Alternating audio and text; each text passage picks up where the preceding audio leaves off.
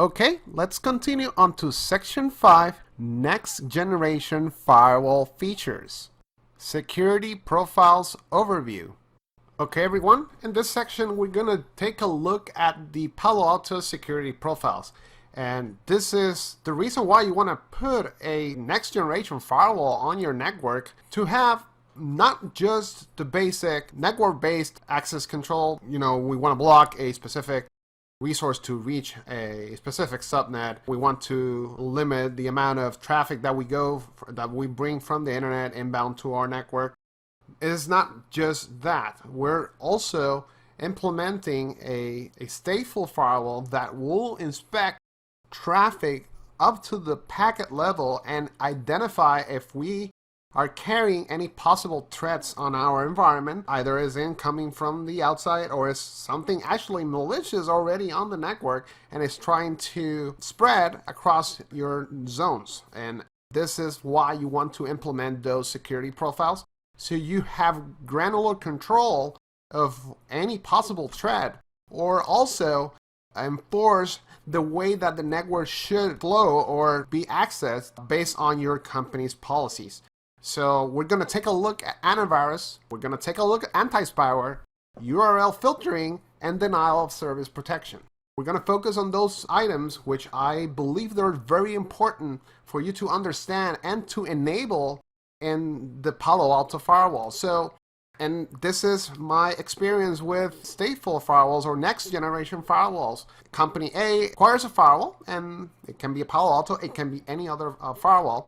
They put it in production and they forgot to enable those features. And you wonder why you are going to take, number one, the money to invest in a solution like this, take the time to implement, and then at the end you don't enable what you were supposed to do with it, which in this case is identify specific threats that might be hitting your network or traveling on between your zones, not being able to mitigate them or identify them correctly. And this is the reason why we want to take a look at the overview. We're going to take a look at all the options that the Palo Alto firewall, and then we're going to configure a specific policies so you can identify how to create custom ones or how to use the default Palo Alto profiles that you just basically enable on your policy and you're good to go. Alrighty, so let's take a look at each one.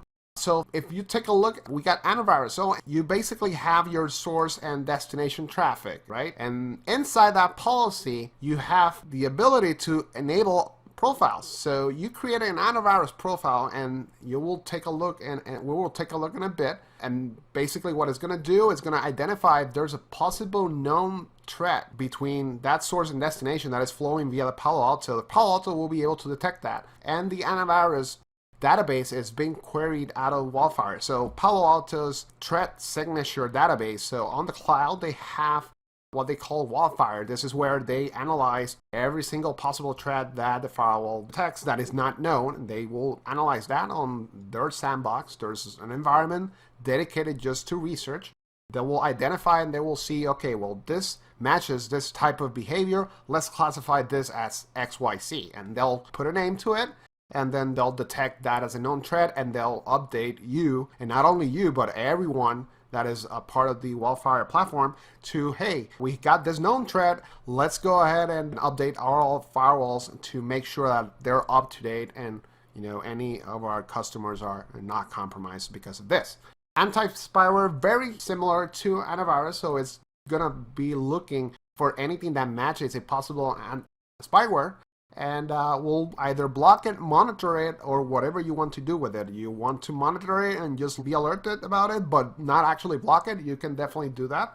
Or you can just let the Palo Alto do the default actions, and we're going to take a look at that. URL filtering, we're also going to be blocking websites, and this is a very common scenario with next generation firewalls. You have a couple of policies on the network, policies that belong to the C-level executives, which they are allowed to basically go anywhere on the internet.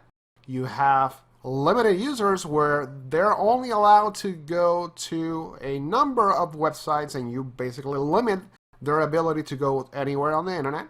And you got allowed users or privileged users that are going to be able to go to most websites, but not as many as the C-level executives.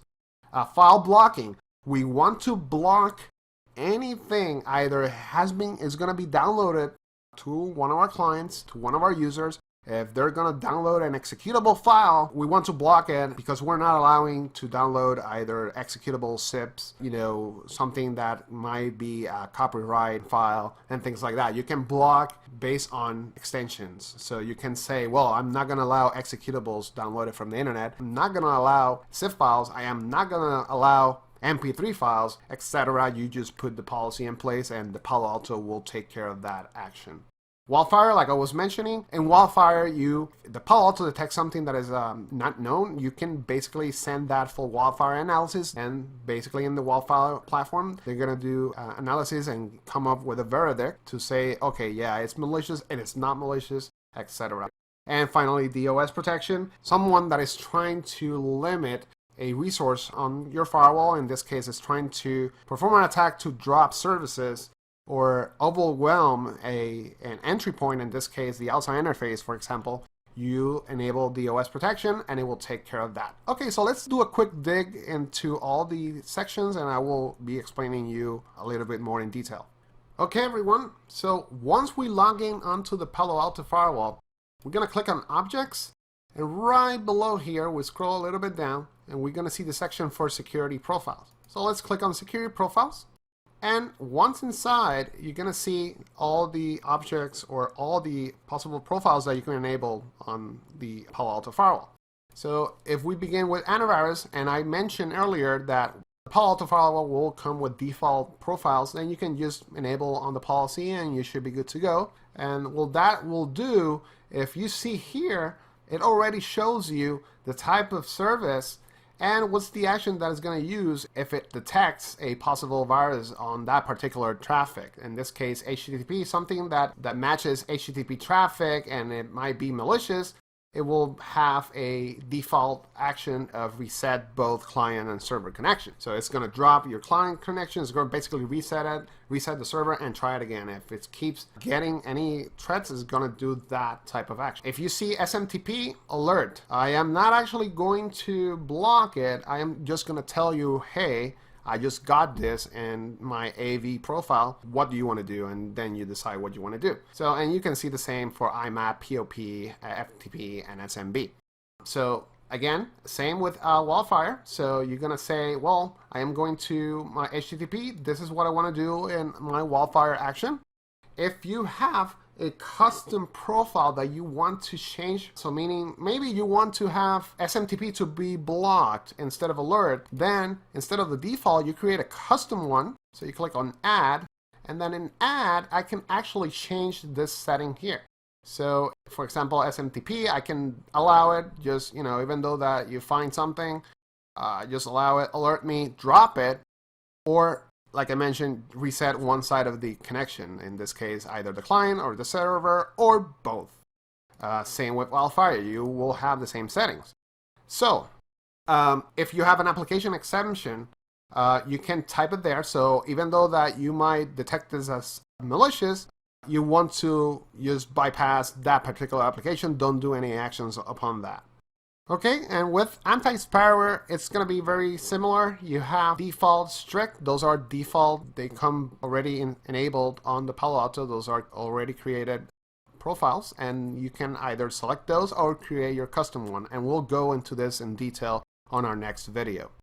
Same with vulnerability protection. You have already predefined strict and default profiles, and you just select one that suits your environment best, and then you enable that on the policy. URL filtering, we're also going to take a look at that. This is by default, it has a list and a allow and block categories, and we'll configure that in our next video, and you're going to know how to block a specific website. File blocking, again, you have default file types that I'm going to block. So if you see in the action here, I am going to block those files.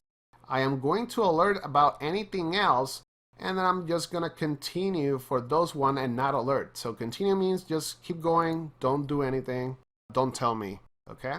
And then strict has obviously a little bit more files being blocked based on this policy.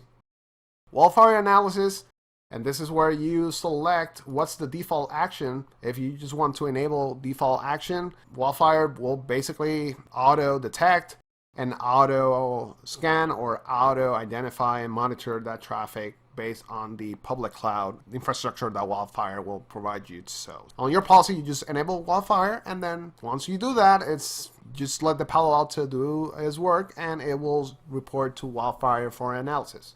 And finally, DOS protection. You have a possible way of protecting that outside interface or inside, because you might know if there's retaliation inside your network, and you want to make sure that DOS is enabled in the Palo Alto so it does not get disrupted by any possible DOS attack. And you configure this as a profile, and you attach that onto the policy.